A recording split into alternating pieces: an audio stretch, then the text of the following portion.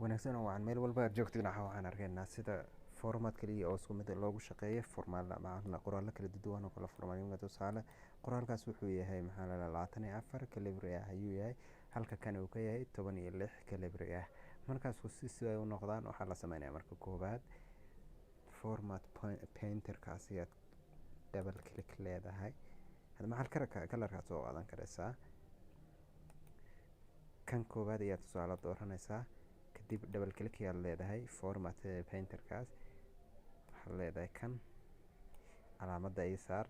kan kalena saar markaas uu waaweynaaday kii kale la ekaaday hadda doonaysid waxa la yiraahdaa waad ka jaraysaa dib halkanaas kaga dhufanaysaa double click ta leedahay double click ayaa leedahay kadib waad soo qaadanaysaa kan uu ka yaryaryahay